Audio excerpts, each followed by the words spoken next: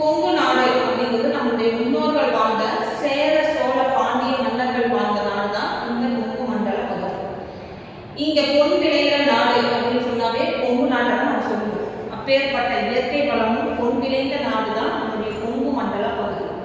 இங்க சேர சோழ பாண்டியர்கள் வாழ்ந்ததற்கான அடையாளமே இன்னைக்கு இருக்கிற கேரளா மாநிலத்தான் சேரநாடு என்று சொல்லப்படுகின்ற பகுதி அந்த காலத்தில். அதுக்கு அடுத்தது பார்த்தீங்கன்னு சொன்னா பாண்டிய நாடு அப்படின்னு நம்ம சொல்றோம். அந்த பாண்டிய நாடு அப்படிங்கிறது வங்காள விரிகுடா, அரபிக்கடல், இந்து மாக்கடல் கடலோர பகுதியா இருக்கிறது தான் பாண்டிய நாடு. அந்த பாண்டிய நாட்டுக்கு வடக்கே இருக்கிற பகுதி தான் சோழ நாடு என்று சொல்லப்படுற நாடு. தொண்டை நாடு அப்படின்னு சொல்ற பகுதி பார்த்தீங்கன்னு சொன்னா இதுக்கு அதாவது வடக்கே ஆறு ஓடுகின்ற பகுதி தான் தொண்டை நாடு. அதுக்கு அடுத்தது பார்த்தீங்கன்னா கொங்கு மண்டல பகுதி. இந்த கொங்கு மண்டல பகுதி பார்த்தீங்கன்னா மற்ற நாடுகள் பார்த்தீங்கன்னா கடற்கரை ஓரமாக இருக்கிற பகுதி.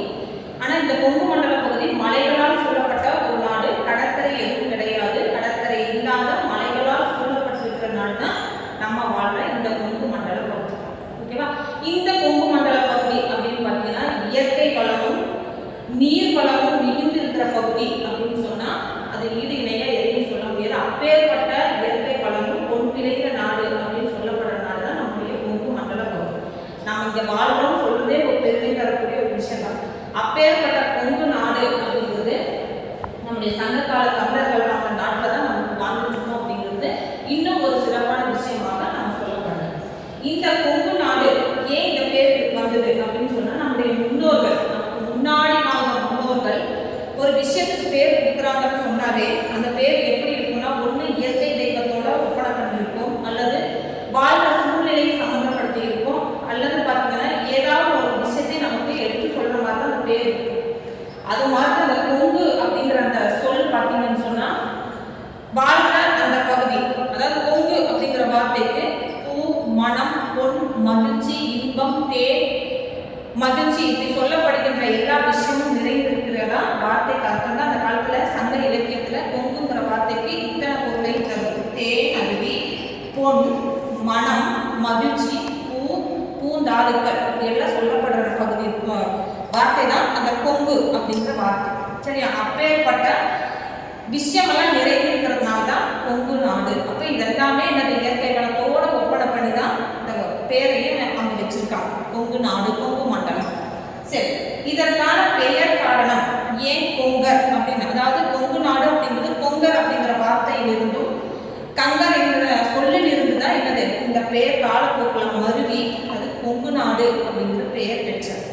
இந்த கொங்கு நாட்டினுடைய இயற்கை வளம் பார்த்தீங்கன்னு சொன்னா மலைகளால் சூழப்பட்டது. மலைவளம் இருக்குதுன்னு சொன்னாலே கொற்ற மலைவளமும் அதிகமாக இருக்கும்.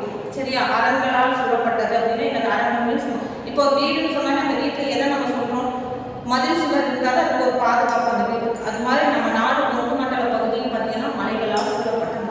சரி, இந்த கொங்கு மண்டல பகுதி எதெல்லாம் எந்தெந்த மாவட்டங்கள்லாம் கொங்கு மண்டல பகுதி நம்ம சொல்றோம் அப்படின்னு பார்த்தீங்கன்னா சேலம், ஈரோடு, கரூர், திண்டுக்கல், கோவை இதெல்லாமே பார்த்தீங்கன்னு சொன்னா கொங்கு மண்டல பகுதியோடு இணைந்திருக்கிறார்.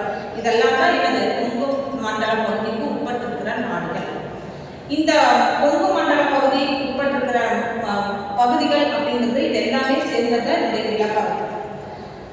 வடக்கு அப்படின்னு சொன்னா எந்த மலை சூழ்ந்திருக்குது அப்படின்னு சொன்னா மேற்கு அப்படின்னு பார்த்தீங்கன்னு சொன்னா வெள்ளிங்கிரி மலை, மேற்கு வெள்ளிங்கிரி மலை. கிழக்குன்னு பார்த்தீங்கன்னா புலித்தலை, வடக்குன்னு பார்த்தீங்கன்னா தலைமறை அப்படின்னு சொல்லி 4 அரண்களால் 4 மதில் சுவர்களால் எல்லைகளாக பிரிக்கப்பட்டிருக்கிற நாடு தான் நம்முடைய கொங்கு நாடு.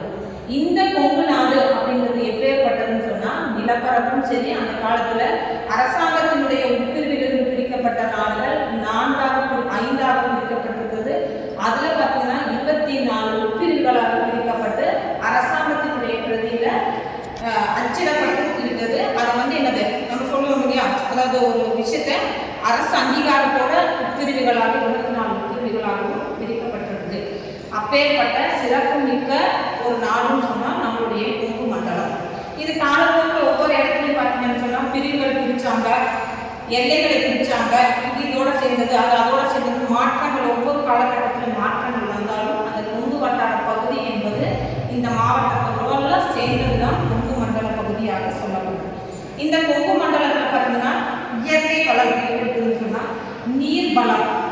இங்க என்னென்ன வளங்கள் ஓடுது அப்படின்னு பார்த்தீங்கன்னு சொன்னா குறிப்பா பார்த்தீங்கன்னா சிறுவாணி, நொய்யல் ஆறு, பவானி ஆறு